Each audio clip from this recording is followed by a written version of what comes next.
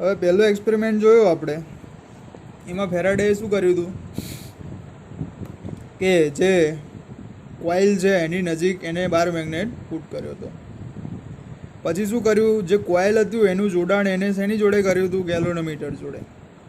હવે જ્યારે મોશનમાં હોય છે, સ્પીડલી મોશનમાં હોય બાર મેગ્નેટ, તો એના લીધે જે મેગ્નેટિક ફિલ્ડ ક્રિએટ થતી હતી, કરંટ ઇન્ડ્યુસ થતો હતો, એનું આપણે ડિફ્લેક્શન એટલે કે એની કરંટની હાજરી આપણે ગેલ્વેનોમીટરમાં જોઈ શકતા હતા. પછી એને બીજો એક પ્રયોગ કર્યો, Faraday's experiment of two coils for generation of electric current in coil. તો આ ફિગર છે, એમાં જોઈ શકીએ છીએ આપણે કે coil C1 and C2 are shown in figure. Coil C1 is connected with galvanometer G. Coil જે C1 કોઇલ છે એ connected to galvanometer C, and the coil C2 is connected with a battery. Okay, so steady current in the coil C2 produce a steady magnetic field. As coil C2 is moved toward the coil C1, the galvanometer show a deflection. This indicates that electric current is induced in coil C1. હવે guys શું છે કે જે coil C2 છે એ connected to battery, and C2 coil is moved toward coil C1, then current induced in coil C1. હવે current જે છે ક્રિએટ થાય છે એના લીધે ગેલ્વેનોમીટરનું જે પોઇન્ટર છે ડિફ્લેક્ટ થાય છે. ઓકે, તો જ્યારે કોઇલ C2 છે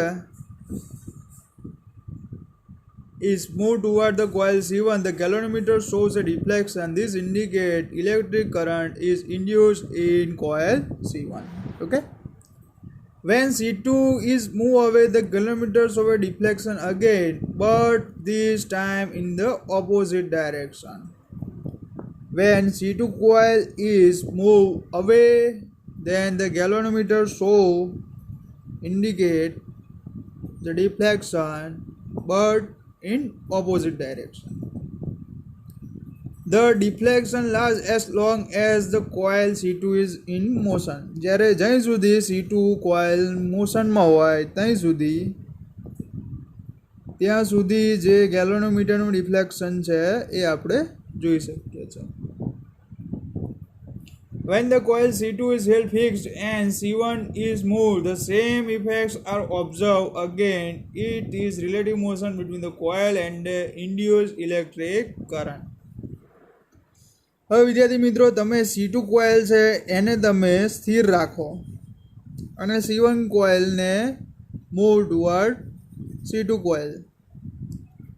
If you fixed C2 coil and C1 coil moves against C2, then same effect we will see. આપણે સેમ ઇફેક્ટ જોઈ શકીએ છીએ જેવી પહેલાં ઇફેક્ટ થતી હતી. C2 કોઇલને તમે ફિક્સ કરો અને C1 કોઇલને મોશનમાં લાવો તો તેના લીધે શું થાય, ગેલ્વેનોમીટર ડિફ્લેક્ટ થાય. ઓકે, એને ત્રીજો પ્રયોગ કર્યો. ફરી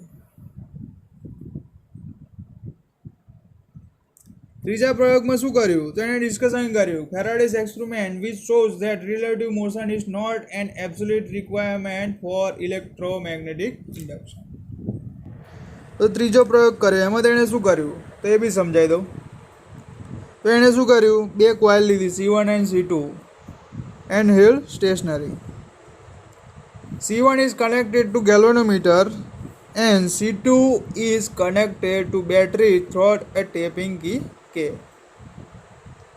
શું કર્યું તેણે, C1 and C2 coil fix કરી, C1નું જોડાણ ગેલ્વેનોમીટર જોડે કર્યું અને C2 કોઇલનું જોડાણ એને બેટરી વડે, but also a put a key, tap key K.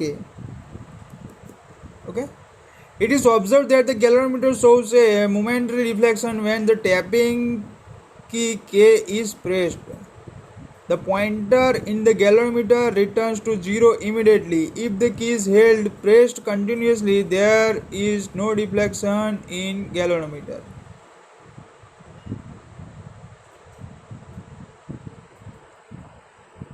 શું કર્યું કે એને ઓબ્ઝર્વ કર્યું કે ગેલ્વેનોમીટર ડિફ્લેક્ટ થાય છે જ્યારે એ કીને પ્રેસ કરે છે,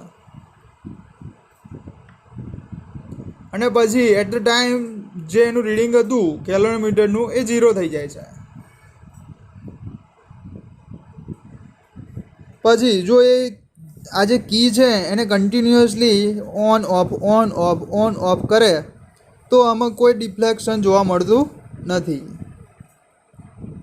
When the key is released, a momentary deflection is observed again, but in the opposite direction. It is also observed that the deflection increases dramatically when an iron rod is inserted into the coil along the axis. હવે deflection વધારે જોવું હોય તો એના માટે એને iron road put કર્યો કોઇલમાં, તો એના લીધે જે ડિફ્લેક્શન થતું હતું એ વધારે જોવા મળ્યું. So it can be conclude from the experiment that relative motion is not an absolute requirement to induce current. 2 માર્કમાં પૂછાય, 2 કે 3 માર્કમાં એવું કહે તમને ક્વેશ્ચનમાં કે explain relative motion is not an absolute requirement for electromagnetic induction. તો તમારે આ એક્સપેરિમેન્ટ લખી નાખવાનું. શું કર્યું એને ફરી કહી દઉં. 2 કોઇલ લીધી, એક કોઇલનું જોડાણ ગેલ્વેનોમીટર જોડે અને એક કોઇલનું જોડાણ બેટરી જોડે વિથ ટેપિંગ કી કેજ વડે કર્યું. હવે આમાં તમે કોઇલ છે એ ફિક્સ કરી છે, બટ અહીંયા એક કી લગાવેલી છે. તમે જેવી જ કીને પ્રેસ કરો છો એટલે કે કીને ઓન કરો છો એવું અહીંયા મેગ્નેટિક ડિફ્લેક્શન જોવા મળે છે, કરંટ ઇન્ડ્યુસ થાય. તો અહીંયા ગેલ્વેનોમીટર ડિફ્લેક્શન બતાવે. તમે સ્વિચને બંધ કરી દો તો ઓપોઝિટ ડાયરેક્શનમાં બતાવે.